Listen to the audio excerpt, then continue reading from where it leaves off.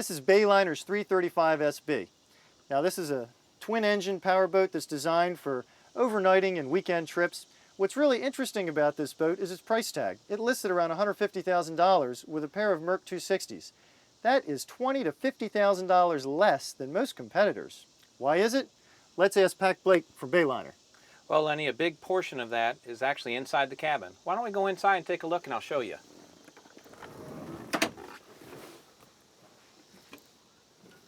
Well, Lenny, at Bayliner, we like to give our customers everything that they need, but not necessarily things that they don't need. This boat has an abundance of storage in it, but we don't put a whole bunch of cabinets up around the gunnels that people are not necessarily using.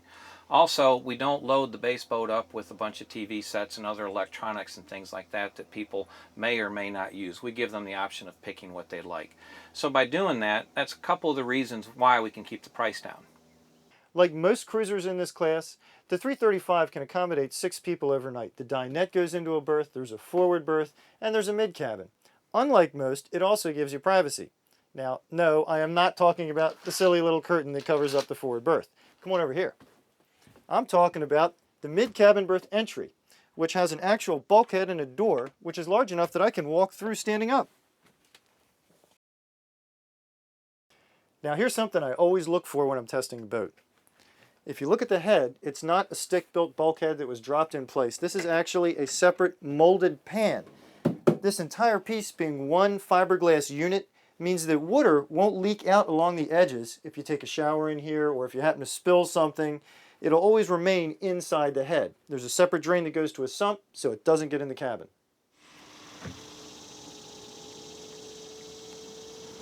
You want to get into the heart and soul of a boat? Get below the deck and into the engine room. This one lifts up on an electric lifter, and as you can see, it gives you great access. The hull is hand-laid fiberglass. You got fiberglass stringers. One thing I really like is the big aluminum motor mount right there. It gives it a lot of strength, a lot of oomph. One thing I don't love so much, some of the wood is not completely covered with gel coat. Could lead to problems, way down the line. Before we close this hatch up, a couple details you want to take note of. There's a great storage space here for the cockpit table so you can get it out of the way. And there's lots of insulation on the underside of the hatch to cut down on engine noise in the cockpit. For a 33-foot boat, this thing is just plain fun to run. The Mercs are plenty of power. Handling is great. And with the twin engines, dockside maneuverability is excellent as well.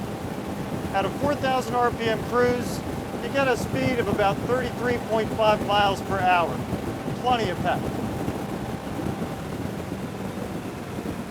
Now let's slow the boat down and take a look at some of the features in the cockpit. A few things to note at the helm.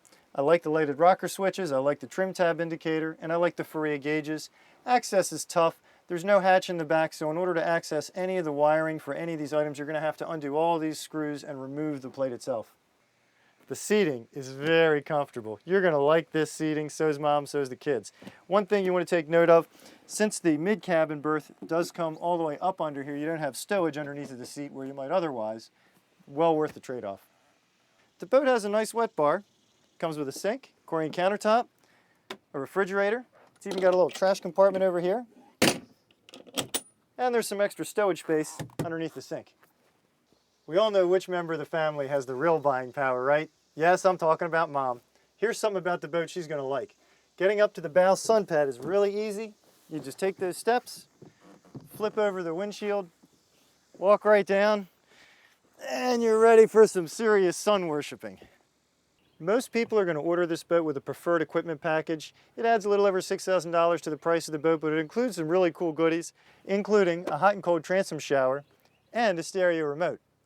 If you're willing to spring for another $2,000, you can also get the extended swim platform, which really just gives you gobs of room back here. Look, Bayliners are not known for being the fanciest boats in the world, but in today's economy, when it's tough enough to make a house payment, much less your college tuition payments or other expenses, a boat like this, well, it gives you a lot more LOA for the dollar spent. So if you're looking for a boat that's in the $100,000, $150,000 range, the 335 SB is definitely one you'll want to look at.